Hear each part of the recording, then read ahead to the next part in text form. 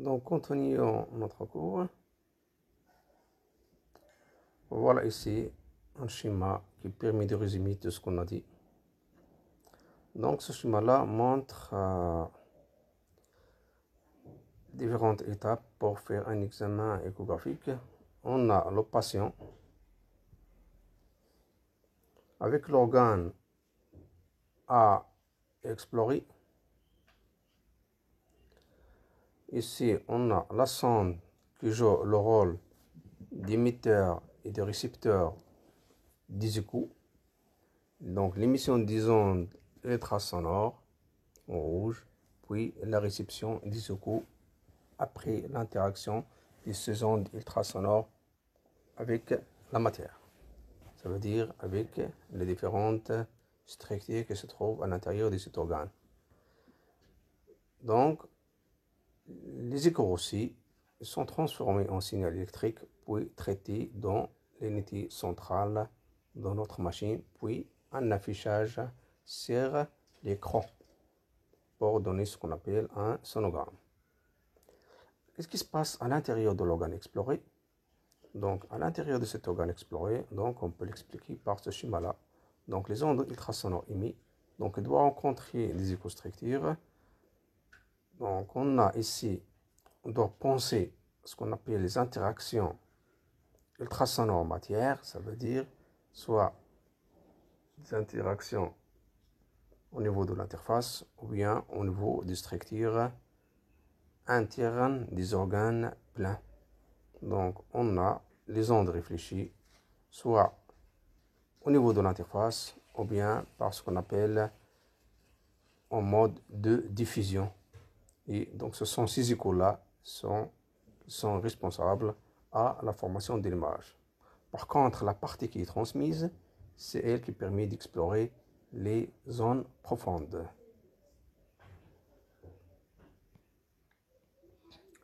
Maintenant, on doit passer à une autre partie, ce qu'on appelle les plans d'examen échographique. Comme on a dit, les plans d'examen en échographie, comme vous savez déjà, dans les autres modalités, par exemple en scanner, on a les coupes frontales, coupe longitudinale ou bien sagittale et coupe transversale. Donc c'est la même chose pour l'examen en ultrason. Voilà ce qu'on appelle les coupes frontales, comme vous savez déjà. Et si c'est une application coupe frontale pour un nouveau-né, car on peut faire une échographie de la tête ou bien le crâne du nouveau-né, ce qu'on appelle ETF, examen ETF. Donc, coupe frontale, coupe sagittale ou bien coupe longitudinale, c'est la même chose pour l'examen de l'enfant, ETF. Coupe transversale et application à l'enfant. Voilà. Coupe transversale ou bien ce qu'on appelle la coupe axiale. Donc, coupe axiale, transversale, coupe sagittale, coupe frontale. On a 3 types de coupes. On peut faire aussi en échographie des coupes obliques. Des coupes obliques dans les différentes directions qu'on veut. Donc, si on compare les différents plans de coupes qu'on utilise en échographie par rapport aux coupes qu'on utilise en scanner ou bien en IRM, donc on peut dire que l'échographie elle est proche du point de vue des coupes comme l'IRM. Il peut faire des coupes axiales, coronales, sagittales et des obliques. Par contre, au scanner, on ne peut avoir que des coupes axiales ou bien transversales pour les coupes natives. Et parfois, c'est pas toujours, on peut avoir des coupes frontales. Mais en scanner, si on peut avoir d'autres coupes, il faut faire ce qu'on appelle des reconstructions par des logiciels ou bien par des programmes pour avoir les différentes coupes obliques, sagittales et coronales de manière générale. Par contre, l'échographie, on peut faire toutes les différentes coupes qu'on veut. Axiale, coronale, sagittale et les obliques. Ici, c'est un peu de détail. Les coupes transversales ou bien axiales, ce sont des coupes perpendiculaires au grand axe du corps. Axial, c'est le terme habituellement employé pour les coupes du cerveau. Et transversales pour les coupes de l'abdomen et du cou. Le faisceau ultrasonore peut être perpendiculaire ou légèrement incliné vers la tête ou les pieds des patients. Une coupe transversale peut être effectuée sur un patient en décubitus, en procubitus, debout ou en décubitus latéral. Concernant les coupes frontales, coupe dans un plan frontal, plan parcourant tout le corps, le long de son grand axe, de la tête aux orteils, perpendiculaire au plan médian. Pour effectuer des coupes dans ce plan, la sonde doit être placée sur un côté du corps en direction de l'autre côté et être déplacée parallèlement à la longueur du corps. On peut réaliser une coupe coronale sur un patient en décubitus, procubitus, debout ou en décubitus latéral. Par contre, les coupes longitudinales ou bien coupe verticale selon le grand axe du corps sagittal. Et le terme habituellement employé pour une coupe médiane, spécialement du cerveau. Les points de repère du coupe longitudinale médiane sont le nez, la symphyse pubienne, le rachis. Quand la coupe ne passe pas par le plan médian, il est dit parasagittal, soit à côté droit ou bien gauche. Longitudinal est le terme le plus souvent utilisé pour les coupes de l'abdomen ou du cou. Une coupe longitudinale peut être obtenue sur un malade en décubitus, procubitus, debout, couché sur le côté. Voilà, on passe. Maintenant, on passe aux sondes échographiques et mode de balayage. Voilà ici un jeu de sondes échographiques. On a la sonde sectorielle, sonde linéaire, sonde convexe. La grande majorité des sondes d'usage clinique courant reposent désormais sur un balayage électronique par commutation successive des groupes de transducteurs permettant de construire des coupes rectangulaires, sonde linéaire. Il permet de donner des coupes rectangulaires ou en secteur de cercle, sonde sectorielle.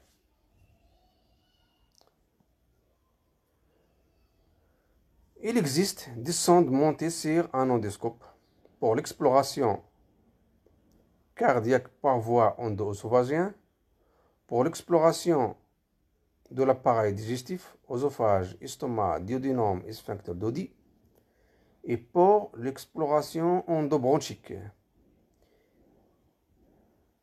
Il existe aussi des sondes en forme de cathéter, d'abord mécanique rotatif, puis désormais électronique, pour l'examen endovasculaire, essentiellement pour les artères coronaires. Des sondes à usage péropératoire, des sondes endorectales, endovaginales. Voilà ici, ce sont des sondes hyper spécialisées.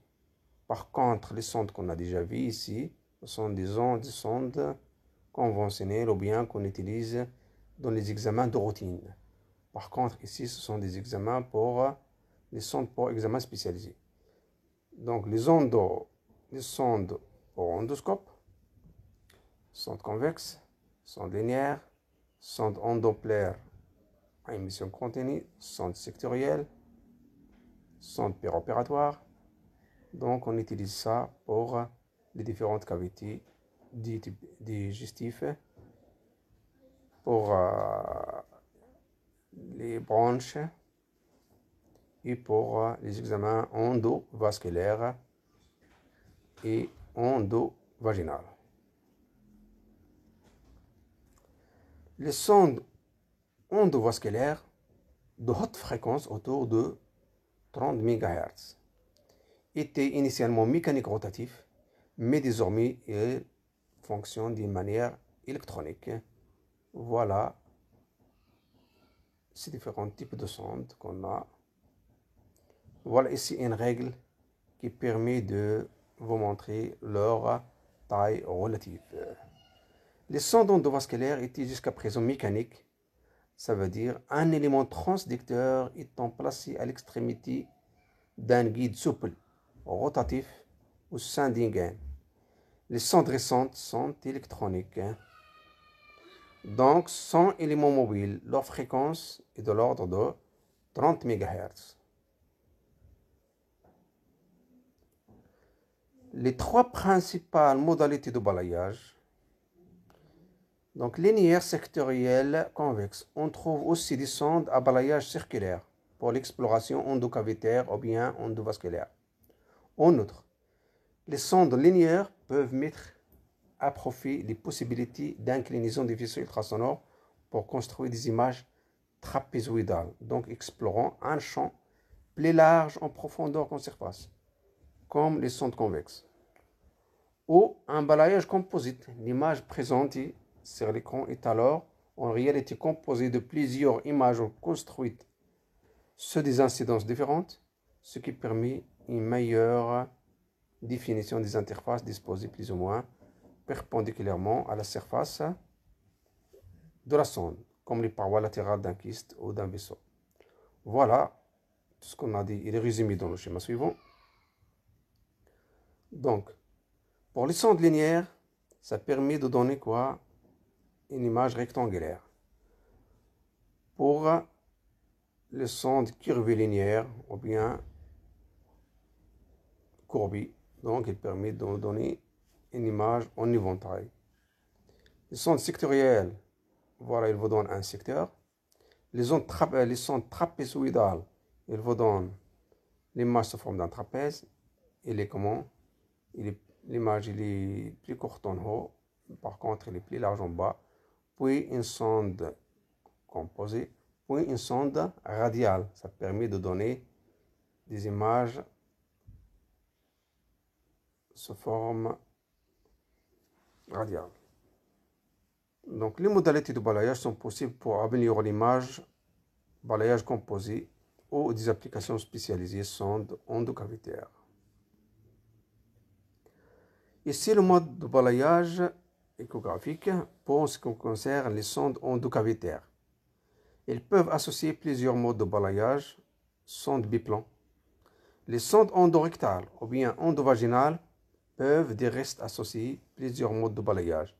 Linéaire dans un plan et dans le plan perpendiculaire et linéaire dans un plan et convexe dans l'autre. Prenons par exemple cette sonde-là. Vous voyez comment elle est linéaire dans cette direction-là. Voilà un autre type de sonde. Il présente de faire un balayage de cette forme-là. Par contre, ces deux types en bas, C et D, elle permet de donner quoi? Ce sont des sondes qui associent plusieurs modes. Linéaire dans un plan, puis aussi on a un autre plan. Donc il permet de faire deux balayages. Un balayage dans un plan, puis un autre balayage dans un plan. Ce sont des balayages composés. C'est la même chose pour ce type de sonde. On a un balayage dans cette direction, puis un autre balayage dans l'autre direction.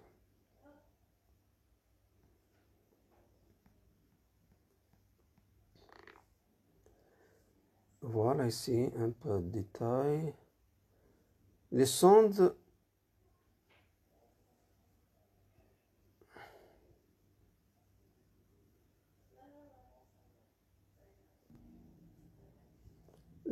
barrettes linéaires. Voilà cette sonde barrette linéaire. Elle est composée d'un ensemble de transducteurs. Ce sont des pièces piezoélectriques juxtaposées l'une à côté de l'autre. Donc, elle permet de donner quoi? Un rayonnement ultrasonore qui permet de donner une image rectangulaire.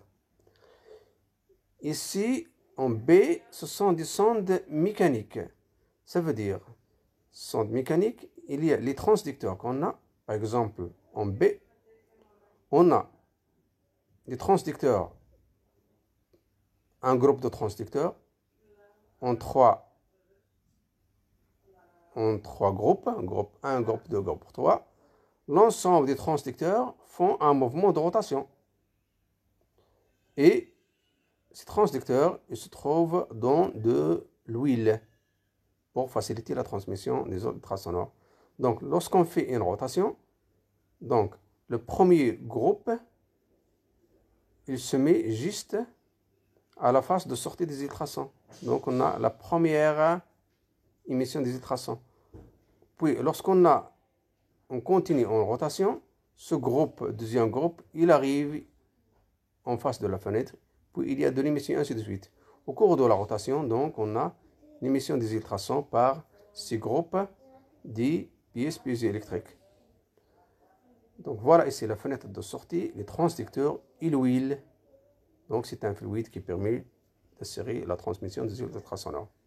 Donc, c'est la même chose. Ici, c'est un autre mode de transmission, mais il est mécanique. Ça veut dire mécanique, ça veut dire il y a un mouvement mécanique des pièces piézoélectriques à l'intérieur de la sonde.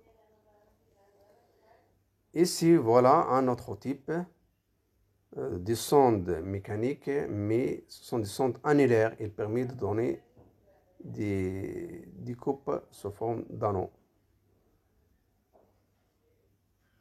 Donc, il y a émission des ultrasons sous forme d'un anneau dans toutes les directions.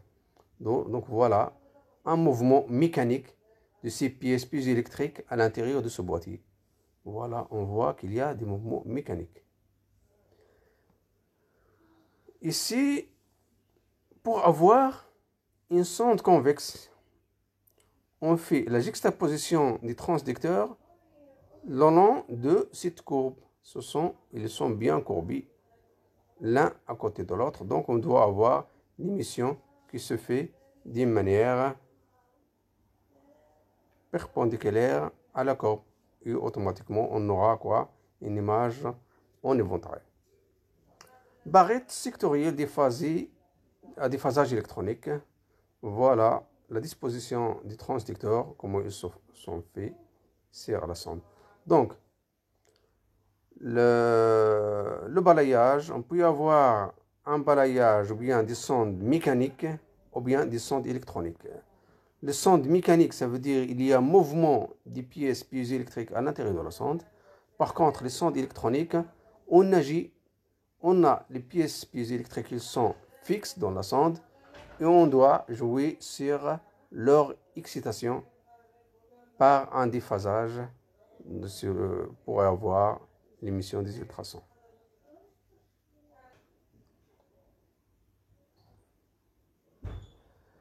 Maintenant, parlons de l'utilisation des sondes échographiques. C'est la pratique. Les sondes en barrette linéaire, l'image réalisée par ce type de sonde est rectangulaire. Voilà comme vous voyez ici. Il a la forme d'un rectangle. Et donc c'est la même chose ici. Ce sont des images sous forme d'un rectangle. C'est en obstétrique qui sont le plus utiles, ainsi que pour l'examen des seins et de la thyroïde. Donc l'image rectangulaire d'une sonde à barrette linéaire. Les sondes sectorielles se coupent en la forme d'un éventail. On voit ici. Donc c'est la même chose qui est ici en pratique et ici. Presque triangulaire, unissent d'une très petite fenêtre acoustique. Voilà ici la petite fenêtre acoustique, c'est ici. Voilà ici sur le schéma. Une petite fenêtre acoustique. Ces sondes sont utilisées quand la zone d'accès est petite. Elles sont plus utiles pour la partie supérieure de l'abdomen et pour les examens gynécologiques et cardiologiques. Pourquoi cardiologique? Car on a dit que la zone d'accès est petite, c'est pour cela, pour voir le cœur.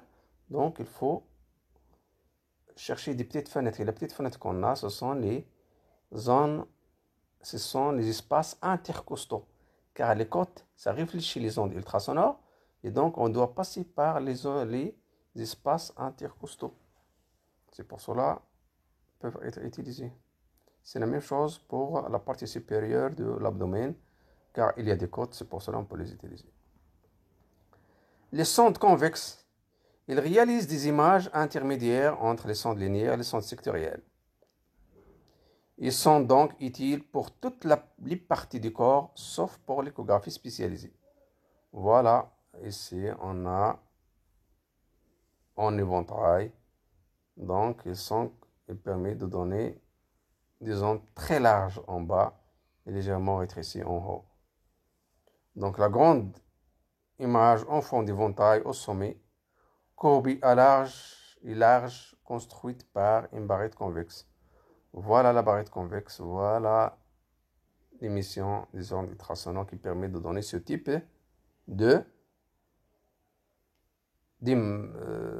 d'image. Maintenant, ici, dans ce schéma-là, on peut voir la correspondance entre le type de sonde et l'examen qu'on veut faire, ou bien quel organe qu'on peut explorer avec quelle sonde.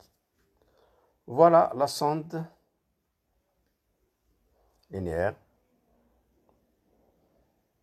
sectorielle.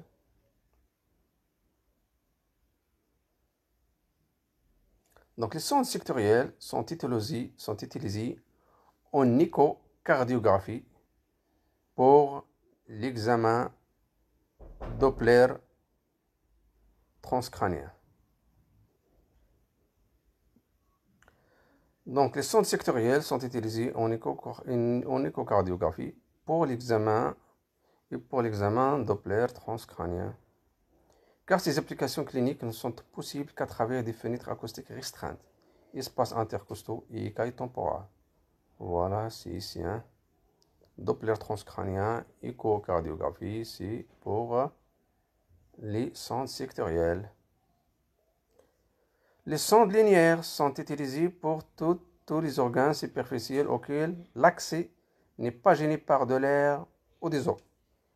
Donc, c'est par exemple les muscles, les tendons, la thyroïde, le sein, ainsi que les vaisseaux du cou et des membres. Donc, voilà, ici, les sondes linéaires, elles permettent d'explorer ce type d'organes. Les vaisseaux du cou, la thyroïde, les vaisseaux des membres, les muscles, les tendons, les tissus superficiels, sein, testicules. Pour les sondes convexes, sont utilisées pour l'échographie abdominale et obstétrique. Voilà, la sonde convexe, en général, c'est l'abdomen et l'obstétrical. Si on verra.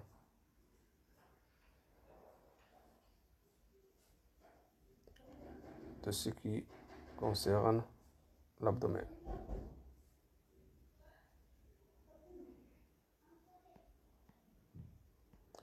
Maintenant, on doit passer au principe du balayage. C'est le balayage mécanique.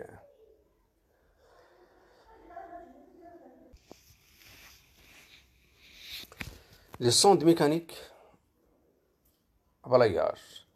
Plusieurs solutions ont été proposées qui consistent soit en un moteur tournant ou oscillant, faisant tourner ou osciller le cristal, les fenêtres d'entrée étant alors sectorielles ou trapézoïdales, ou encore des solutions utilisant des miroirs réfléchissants. Les ultrasons ont été employés avec soit un miroir oscillant et un cristal fixe, fenêtre d'entrée sectorielle, soit un miroir fixe et un cristal tournant, fenêtre d'entrée parallèle. Ces sondes donnent des images en temps réel compte tenu de la vitesse de rotation ou d'oscillation des éléments mécaniques. Les sondes intracavitaires sont basées sur le principe d'un cristal tournant à l'extrémité des sondes introduites dans la cavité explorée. Des exemples de sondes mécaniques sont présentés ci-dessous. Voilà le mode de balayage. Donc on a le balayage sectoriel mécanique oscillant. le balayage sectoriel mécanique rotatoire. Donc, on a 3 groupes de transducteurs sont mis en rotation. Donc, on a le balayage. Donc, on commence d'un côté, puis on arrive vers l'autre côté. Donc, c'est la même chose aussi. On fait un mouvement de oscillation. Donc, on fait un balayage. Ça veut dire un balayage. On commence l'émission d'un secteur ou bien d'une zone, puis on arrive vers l'autre zone. Donc, sur les appareils à balayage mécanique, le déplacement des transducteurs étant opéré par un moteur assurant un mouvement oscillant ou bien rotatoire. Donc, oscillant ou bien rotatoire. Et mécanique, ça veut dire qu'il y a un mouvement des transducteurs à l'intérieur de la sonde. Donc, ces sondes sont apparues ensuite les sondes mécaniques comportant un ou plusieurs transducteurs qui sont dans un boîtier par un moteur avec un mouvement rotatif ou oscillant, construisant ainsi une image constituée de lignes disposées en rayons de cercle, donc divergentes, produisant une image en secteur de cercle de le nom de balayage sectoriel. Voilà un secteur. Donc, c'est un secteur d'un cercle complet. Donc, on prend seulement ce secteur-là. Et pour tracer ce secteur-là, on commence le balayage d'un côté, puis on progresse vers l'autre côté. Voilà ici un agrandissement de cette sonde. On a un moteur tournant et un cristal à l'intérieur de la sonde. Donc, lorsque le moteur fait un mouvement de rotation, donc le cristal, il fait aussi un mouvement de rotation. C'est pour cela on fait un balayage qui est circulaire dans le cas de ce type de sonde.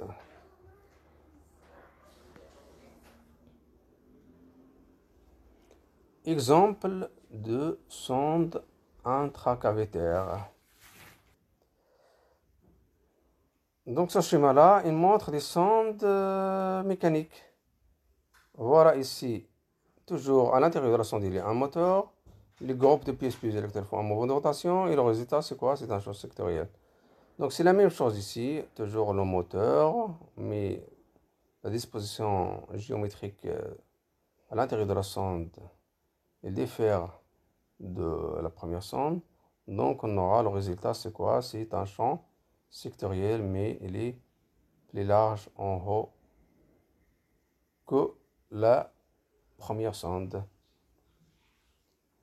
Donc ce sont des exemples de sondes à moteur tournant.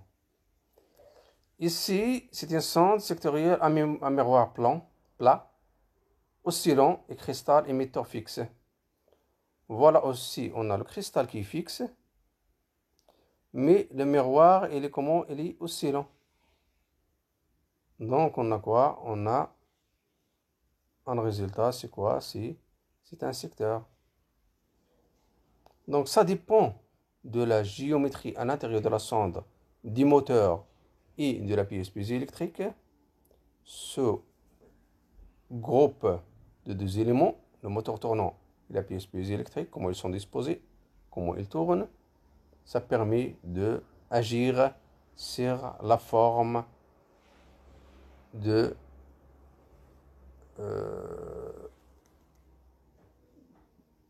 champ d'émission des ultrasons à la sortie de la sonde. Et donc, on aura une forme de coupe ultrasonore ou bien une forme de coupe échographique bien déterminée, soit rectangulaire, soit sectorielle, et ainsi de suite. Ici, c'est un exemple de sonde mécanique à balayage à fenêtre d'entrée parallèle, cristal tournant et miroir parabolique. Voilà, toujours vous avez un moteur. Il permet de donner un mouvement de rotation aux cristaux. Et vous avez ici des miroirs paraboliques. Et donc, vous aurez la fenêtre d'émission. Et donc, vous aurez des images, des ondes ultrasonores qui sont parallèles. Voilà, maintenant on doit passer au balayage électronique. C'est le principe de balayage électronique des sondes. Aujourd'hui, la majorité des sondes échographiques reposent sur le balayage électronique, c'est-à-dire que le déplacement de la ligne d'exploration n'est pas obtenu par le déplacement mécanique des transducteurs, mais par la commutation électronique des transducteurs alignés à la surface de la sonde. Cette surface est, selon le cas, rectiligne, sonde dite linéaire, ou bien convexe, sonde convexe. Sur les sondes sectorielles électroniques, la divergence des lignes d'exploration permet d'explorer un secteur de cercle. Une sonde de type sectoriel peut comporter jusqu'à 64 transducteurs, tandis qu'une sonde linéaire peut en comporter jusqu'à 300. Chacun des transducteurs piézoélectriques élémentaires est donc de très petite dimension. Ils ne fonctionnent pas isolément mais en groupe. On a déjà parlé de ça dans le cours précédent. On a dit que les transducteurs sont juxtaposés l'un à côté de l'autre, mais lorsqu'on veut émettre le rayonnement ultrasonore, il faut exciter un groupe. Ce n'est pas une seule pièce piézoélectrique. Car lorsqu'on excite une seule pièce piézoélectrique, on aura un faisceau qui est divergent. Mais en pratique, on ne veut pas ça. On veut qu'un faisceau qu'il soit bien focalisé. C'est pour cela qu'il faut exciter un groupe. Ce qu'il faut retenir ici, par rapport aux sondes mécaniques, les transducteurs ne sont pas en mouvement, ils sont fixes. Ils sont disposés dans la sonde dans une géométrie bien déterminée, soit linéaire, soit convexe, soit courbée, ainsi de suite. Par contre, les sondes mécaniques sont en mouvement. Voilà les sondes électroniques. Prenons l'exemple de la sonde annulaire. Cette sonde permet, grâce à ces cristaux en nano, voilà les cristaux qui sont disposés sous forme d'anneaux, géométriquement sous forme d'anneaux, en position fixe. Grâce à ces cristaux en nano concentriques, de faire varier la distance focale en fonction de l'excitation plus ou moins sélective de ces différents anneaux. Chacun des anneaux est piloté en moyen d'une ligne de retard. Voilà. L'objectif, c'est quoi? C'est d'avoir un faisceau ultrasonore qui focalise le point focal, c'est ici. Donc, plusieurs cristaux concentriques. Voilà la première série, le premier anneau, le deuxième, le troisième. Le fait d'exciter, de changer l'excitation d'anneau en anneau, donc on doit changer la distance focale. Le premier, le deuxième, le troisième, le quatrième. Ça dépend quel anneau qu'on a excité. Ça veut dire quels sont les cristaux qu'on a excités. Soit l'anneau interne, ou bien moyen, ou bien externe. C'est pour cela qu'on doit y avoir un changement dynamique de la distance focale, ou bien distance focale variable. Prenons l'exemple de barrettes électroniques linéaires. Il est constitué d'un ensemble de cristaux parallélépipédiques accolés comme nous l'avons déjà vu précédemment. La longueur de cette barrette est de l'ordre de 10 cm et il contient plus d'une centaine d'éléments piézoélectriques. La focalisation est de type dynamique à ligne à retard ou fixe par lentille acoustique. La fenêtre d'entrée est rectangulaire. L'excitation des cristaux s'effectue par ce groupe appelé ouverture, comprenant de 8 jusqu'à 32 cristaux. Tous les éléments d'une ouverture sont excités simultanément, ce qui correspond à une ligne de tir ultrasonore. La ligne suivante est obtenue par un décalage de l'excitation d'un cristal par rapport à l'ouverture précédente. Comme le montre la figure suivante, le balayage des lignes s'effectue ainsi de proche en proche. Il est possible de construire jusqu'à 256 lignes.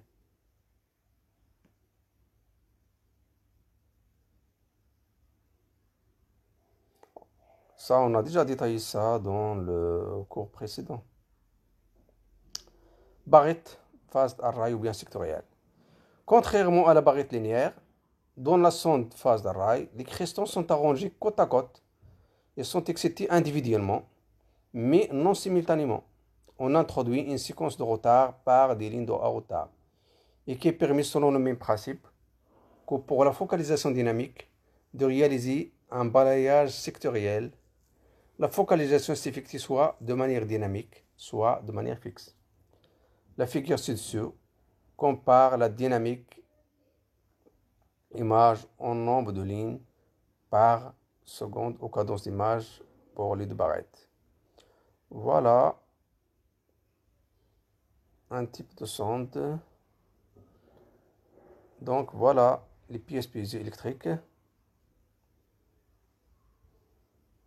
On a 128 éléments. Et chaque pièce piézoélectrique, il est comment? Il est connecté à un câble électrique, ce qu'on appelle les électrodes. Donc les sondes d'emballage électronique sont formées par l'alignement d'un grand nombre de transducteurs élémentaires jusqu'à 300 sur des sondes barrettes activées par groupe fonctionnel. Donc une sonde d'emballage électronique est donc comparable à l'assemblage d'un grand nombre de petites sondes juxtaposées. On retrouve en arrière le matériau amortissant et en avant l'isolation électrique, la couche d'adaptation d'impédance et la lentille acoustique. Ces éléments étant communs à l'ensemble des transducteurs élémentaires. Par contre, chacun des transducteurs dispose de ses propres électrodes. Donc, on a 128 éléments et chaque élément il est connecté à un câble électrique ou bien à des électrodes, au plus ou moins. Et donc, puisqu'on fait ici, pour émettre les ondes ultrasonores, on doit agir sur les différents retards d'excitation sur ces éléments-là. On ne les excite pas en même temps, mais on excite groupe par groupe de telle manière d'avoir un balayage bien déterminé.